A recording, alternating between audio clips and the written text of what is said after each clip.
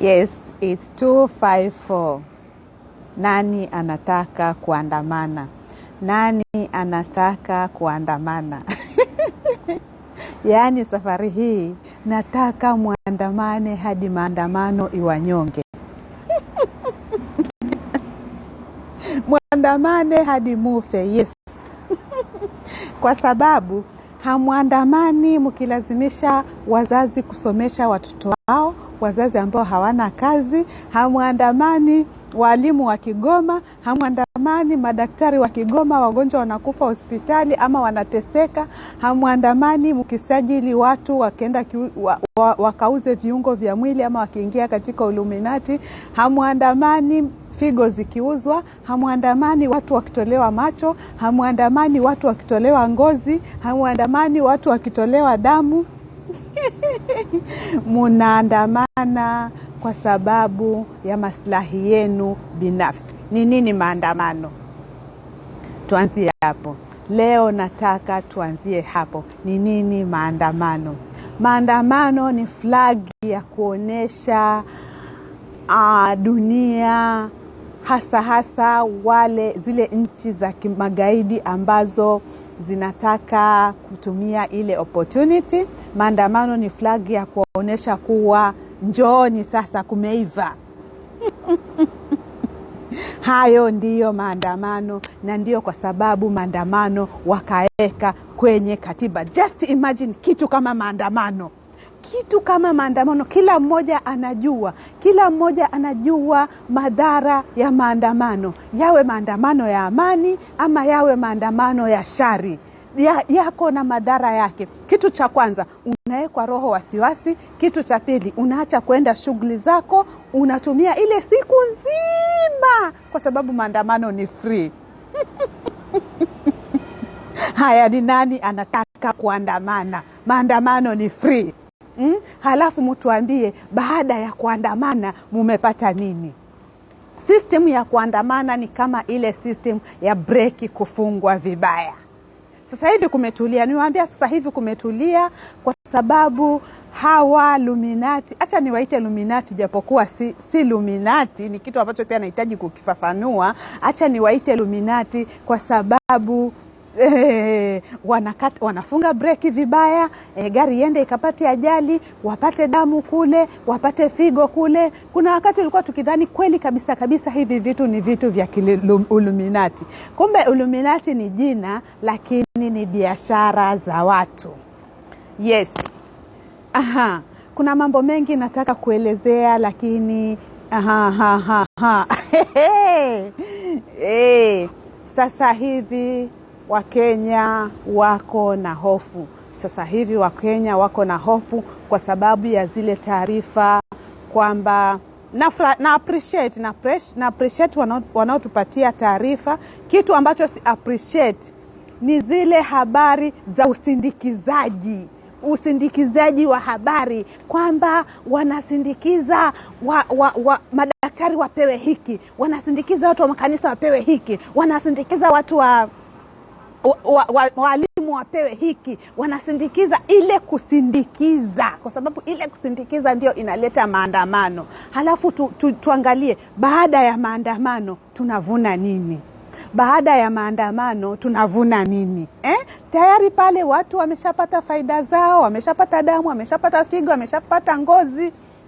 Nafikiri hili swala ni pana sana la hawa jamaa, la hawa magaidi, kwa sababu lilianzia kuzungumzwa na mashehe wetu kule kwa wao kuleta hii system ya kuweka mochari. Hili hatujalizungumzia bado. Nitalizungumzia likikaa square. Huwa mimi naambia nataka kitu kikae square ndo nikizungumzia. Sasa nataka kuzungumzia leo hili la maandamano. Leo nataka kuzungumzia hili la maandamano. Maandamano ni moja kati ya system ambazo zinatumika kama zile za breki kufungwa vibaya. Nilijuaje kwamba kuna breki huwa zinafungwa vibaya? Watu wanapata ajali za kukusudiwa. Yaani ajali ambayo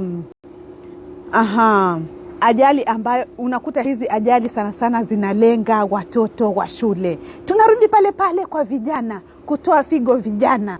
kutoa macho vijana, kwa sababu hizi biashara zipo. Na kuna biashara nyingine pia sijui kama ilikosa soko, sijasikia kitajwa sana, ya matiti.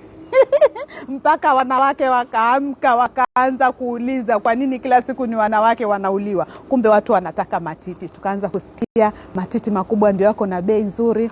Hebu niangalia haya ni makubwa ama ni madogo? Hebu niangalieni. Naweza pata soko. Halafu wewe unatarajia serikali ya marehemu mzee Jomo Kenyatta irudi uongozini. Yes, hakuendi vizuri. Hakuendi vizuri na ni lazima kusiende vizuri, kwa sababu tunataka kusafisha. Tunataka kupunguza mambo ya kuuza madawa ya kulevya. Tunataka kupunguza haya mambo ya kuuza figo, uuaji wa watu, kuuza viungo vya mwili. Unajua vingine hata hatujui. Nazungumzia vile tunavyovijua, kwa sababu pia kuna sasa hivi ka system kanaendelea, mtu akiuliwa kichwa kinakosekana. Sijui huwa wanaenda kupika supu ama pia kule kumetokea watu wanaotaka kubadilishwa vichwa, hatujajua, lakini tutajua kwa sababu Mungu naye ni nani. Sasa hivi mstarajie kuwa serikali ya Jomo Kenyatta itarudi. Hata nilikuwa ninawaza na hizi akili zangu mbaya. Ikiwezekana watengeneze taifa lao wenyewe. Wapige kura wenyewe kama vile wanavyodai kwa wao wanapiga, ndio wapiga kura, watengeneze, kwa sababu mdomo huu ndio ulikuwa na madaktari. Tukaja tukagundua uuzaji wa figo unachangiwa na madaktari. Mdomo huu ndio ulikuwa na watu wa makanisa. Tulipigia hii serikali kura. Tukaja tukagundua kuwa watu wanakufa makanisani. Mdomo huu ndio ulikuwa na walimu. Chama cha walimu Kenya ndio kimepiga kura. Tukaja tukagundua kuwa watoto wanasafirisha madawa hadi ni Zanzibar ama ni wapi? Alafu wakiripotiwa wanaenda kudukua zile TV za online zisifanye kazi. Mutadukua hadi lini? Na haya ndio mambo ambayo niko na vita na waandishi wa habari, hawayazungumzi. Sasa hivi taifa linaenda vibaya kwa sababu nafikiri kila mmoja alisikia kabisa President Ruto akisema kwamba akiingia uongozini ataziba yale mashimo. Ni kwa sababu anaziba yale mashimo. Na shimo la kwanza alianza kwa kuondoa kile kituo cha kulikuwa na container, nasikia watu walikuwa wanachinjiwa pale ndani. Tumepita serikali ngapi? Tumekuwa huru mwaka ni wangapi? Na yani rais yuko uongozini, lakini kuna container limewekwa pale, watu wanachinjwa pale ndani. And it's okay kwa sababu pesa inaingia. Pesa gani inayoingia? Sasa hivi munalia. Sasa hivi munataka kuandamana kwa sababu mumeona yale mashimo yamezibwa. Yale mashimo yamezibwa na yataendelea kuzibwa, kwa sababu sasa hivi tunaingia katika serikali za mabadiliko. Na ni lazima uchumi uende chini. Of course, mimi hata sijali uchumi ukienda chini, kwa sababu kutokea uchumi uko juu mimi sifaidiki. Na cha kusikitisha kabisa, nikiongea kwamba ninaongea na wale vijana ambao wamewekwa msituni. Cha kusikitisha kabisa, unapata yule kijana ambaye amewekwa msituni ana handle zile process zote za sijui kuletea watoto, kuchinja, kuua. Hata shilingi mfukoni hana. Wanaofaidika bado ni watu wengine. Hata shilingi mfukoni hana. Ndio kwa sababu nikasema kwamba nitakuja kuwaelezea Illuminati ni nini. Illuminati ni jina. Illuminati ni jina, na pale wewe ukiwa mwanachama ni lazima upeleke mtu wako wa karibu.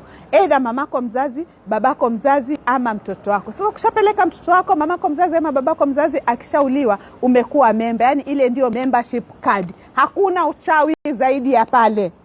Mengine yaliyobakia ni mazingaombwe. Hakuna uchawi zaidi ya pale, yaliyobakia ni mazingaombwe tu, ile usishikwe na askari na kadhalika. Lakini ile ndio membership member, kwamba wewe hutasema kwa fulani yuaua, ushaua mamako ama ushaua mtoto wako. Utaongea nini? Utakuja kuambia watu nini?